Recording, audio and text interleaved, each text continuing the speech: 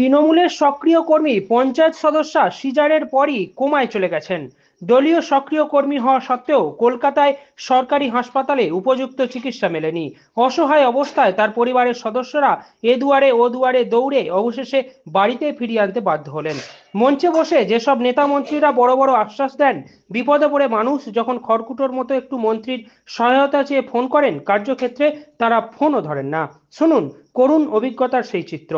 চুঁচুড়া থেকে প্রবীর বসুর report, Arambagh Times. নেত্রীর এই অবস্থা কি বলবেন? আপনাদের তরফ থেকে তো কলকাতা পাঠানো হয়েছিল দাদা। দাদা কি বলবেন? দাদা বলুন একটু।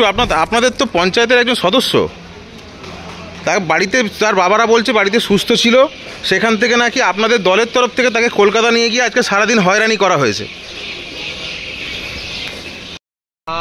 দিদি একেতেই ওরকম ধরো অবস্থা, কি বলে তোমার ডেলিভারি হওয়ার সময় তো শুনেছেন আপনারা হয়তো যে ড্যামেজ হয়ে ব্রেন ডেথ হয়ে গেছে। তা আমরা চাই তো সেই যাতে সেই আরও তাড়াতাড়ি রিকভার হোক। তা সব যোগাযোগ করছিলাম, তো অসিত মজুমদার সবার সাথে কথা বলেছিল নাকি ওইখানে ফ্রি ট্রিটমেন্ট পেয়ে যাবো। ফ্রি ট্রিটমেন্ট বলতে কি, মানে যে মালিক নার্সিংহোমের সে দেবে বলেছিল, যে যা হয় এরকম ধরনের কিছু একটা, মানে কোথায় মানে ট্রিটমেন্টটা দেবে, কোথায় কোথায় ট্রিটমেন্ট হবে কোথায় ওটা আমি জানি না। আমি লাস্ট আমি যখন যেদিনকার বসে ওইখানে সেখানে আমি গেছিলাম, তো বলেছিল অসিত মজুমদার যে বাঙড়ে ভালো হসপিটাল, ওইখানে হবে ট্রিটমেন্টটা ভালো, ওইখানে তোমাদেরকে যোগাযোগ করিয়ে দেবো, তোমরা মেয়েকে ঢুকিয়ে নিতে পারবো, ওইখানে ভালো ট্রিটমেন্ট পেয়ে যাবে। এটা বিধায়ক বলেছিল। হ্যাঁ বাঙড়ে। নার্সিংহোমের মালিক কি তোমাদের কাছে গেছিল? নার্সিংহোমের লোক গেছিল? হ্যাঁ মালিক গেছিল ওইখান থেকে, ওদের ওইখানে নাকি বাড়ি শুনেছিলাম আই থিঙ্ক, তো ওইখানে বাড়ি তো গেছিল। তারপর কি হলো? আজকে সকালে গেছিল, আজ সকালবেলা দুবার যাওয়ার সময় বমি করেছে, কারণ কিছু খাইনি হয়তো, তার কারণে হয়তো আমরা তো অতটাও ইয়ে করিনি। কিন্তু আসার সময় মানে ওইখানে যে আমরা যে ব্যবহারটা পেয়েছি, রেশনের দোকানে যেন রেশন তুলতে গেছি আমরা, এরকম। কোথায় নিয়ে গেছি? বাঙড়ে কলকাতা বাঙড়ে হসপিটালে। হ্যাঁ আমাদের যেই হিসেবে বলে নিয়ে গেছে সেই হিসেবে তো কিছুই হয়নি।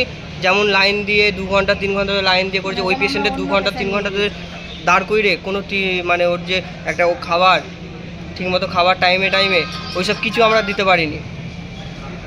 তারপরে 2-3 ঘন্টা ধরে রোদে দাঁড় করে রাখা, তারপরে যেই ড্রাইভারটাকে দিয়ে পাঠানো করেছে, যেই অ্যাম্বুলেন্সটা, ওই ড্রাইভারটাও পর্যন্ত আর নিয়ে আসেনি আমাদেরকে।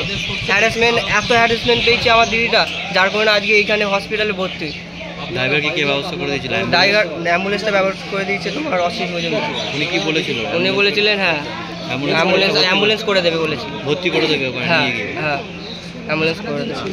আর নিয়ে আসার কিছু ওই সব আমি জানি না, আমাকে বলেছে, আমি শুনেছিলাম খালি অ্যাম্বুলেন্স আমরা করে দিচ্ছি।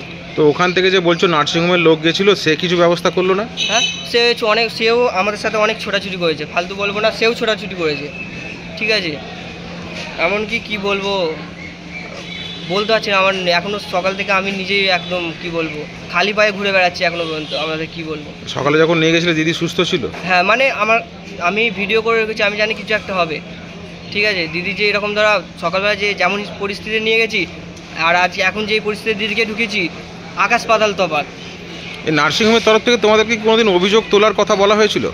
যে অভিযোগটা তুলে নিতে? বলতে না, বাবা ভালো বলতে পারবে। তোমার দিদি তো একজন পঞ্চায়েত সদস্য, হ্যাঁ সেখানে এইরকম একজন বিধায়ক আশ্বাস দিল, হ্যাঁ সেখানে নিয়ে গিয়ে কতটা দুর্ভোগ করতে, বহুত মানে কি বলবো, যেই আশা দিয়েছে তার ডবল বিষাক্ত যেন মনে হয় ওইখানে গিয়ে বিষাক্ত। মানে আমার দিদি যে যেন, আমি চাই দিদি সুস্থ হোক, সেই হিসেবে আমরা গেছিলাম, কিন্তু ওইখানে গিয়ে যে এত হ্যারাসমেন্ট হবে আমার দিদিটা জানলে আমি কোনোদিনও যেতাম না। আমার মাথা কাজ করছে না যে আমি ফোন নাম্বার দিয়েছিল, হ্যাঁ কার নাম্বার দিয়েছিল?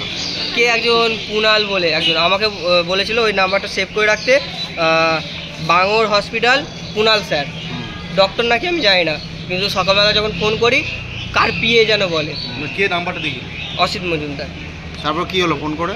হ্যাঁ ফোন করার পর কি বললো? ফোন করার পরে বারবার, দেখুন আমরা তো ওইখানে কিছু জানি না, ফোন করছি কি করব না করব, লাস্টে বিরক্ত হয়ে যায়, এতবার কেন ফোন করছেন, একটা কথা বুঝতে পারছেন না? আমি বুঝতে পারছি না বলেই তো ফোনগুলো করছি নাকি। তারপরে ওই রকম দ্বারা বলছে, তারপর আবার কিছুক্ষণ পর ফোন আর তুলছেই না। সেখান থেকে বিধায়ককে জানিয়েছিলে যে ভর্তি নেয়নি আমাদের?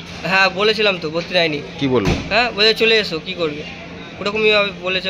বাবা ওটা বলেছিল, বাবা জানবে ওটা, ও কি বলেছে না বলেছে বাবা জানবে ওটা। অ্যাম্বুলেন্সের কেসটা কি? যে অ্যাম্বুলেন্স নিয়ে গেছিলো আসতেই চাইলো না আর রিটার্ন, এমনকি বলছিলাম তোমার সাথে এসেছি, আমরা টাকা দিচ্ছি তবুও চলো, তাও আসতে চাইলো না। কি জানি কি বলে করে অ্যাম্বুলেন্স কি ওখানেই ফেলে রেখে চলে এলো? হ্যাঁ, না অ্যাম্বুলেন্স অ্যাম্বুলেন্স হয়তো ওইখানেই ছিল, আমরা চলে এসেছি ও ওনাকে রেখেই, কারণ ও আসতে যখন চাইছে না, আমার দিদি একেতে ওই অবস্থা হয়ে যাচ্ছে, আরও খারাপ হয়ে যাচ্ছে, খায়নি কিছু না, মেন কথা সাকসেনটাও করায়নি, যার জন্য আজকে আমার মনে হয় যে শ্বাসকষ্ট আরও বেড়ে গেছে, যার জন্য ওই কারণেই। হ্যাঁ, অ্যাম্বুলেন্সটা আমাদের মহারাজ বাড়ি থেকে তুলেছিল। হ্যাঁ, বাড়ি থেকে তুলেছিল। কি বলবে, আজকে নিয়ে যাওয়ার জন্যই কি আজকে দিদির অবস্থা খারাপ হয়ে গেল? হ্যাঁ সত্যি, আমার তো আমি কি বলবো, যদি না নিয়ে যাই, আমি যদি ঘরেই রেখে দিতাম না, সত্যি বলছি কিচ্ছু হতো না, দিদি যেমন তার তেমনই থাকতো। কালকে রাত্রির আমি বিশ্বাস করি না, যেদিনকার থেকে আমি দিদিকে ঘরে নিয়ে গেছি একটা রাত নেই আমি ঘুমোইনি, মানে ঘুমোইনি কেন বলছি, আমি একটা রাত নেই যে আমি ঘুমিয়েছি, প্রত্যেক রাত 4টে-5টা পর্যন্ত আমি জেগে আছি দিদির জন্য। প্রত্যেক দিন আমি অক্সিজেন চেক করছি, পালস চেক করছি, কি বলবো আপনাদেরকে আর। জেগেই থাকে। অক্সিজেন চেঞ্জ করতে কি নাম?